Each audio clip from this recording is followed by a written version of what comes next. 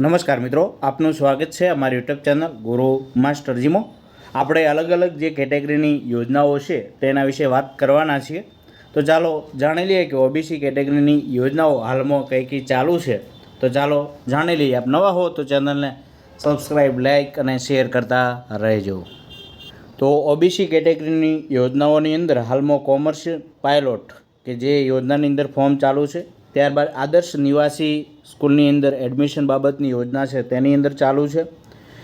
ત્યારબાદ કુંવરબાઈનું મામેરું યોજના, ફોરેન વિદેશની અંદર અભ્યાસ માટેની લોન માટેની અંદર ફોર્મ ચાલુ છે।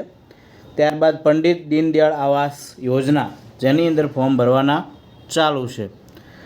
7 ફેરા સમૂહ લગ્નની અંદર પણ ફોર્મ ભરવાના ચાલુ છે।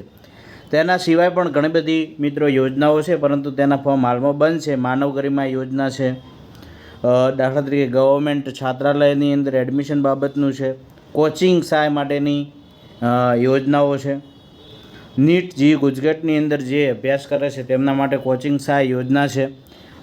ત્યારબાદ જે ટોફેલ, આઈઆઈએમ, સેપ્ટ માટે જે કરે છે તૈયારીઓ તેના માટે પણ યોજનાઓ છે, પરંતુ તેની અંદર હાલ ફોર્મ બંધ છે। આ ચાલુ છે એ તમને અગાઉ જે વાત કરી એ યોજનાની અંદર જે ઓપન લખેલું છે તેની અંદર ફોર્મ ભરવાના ચાલુ છે।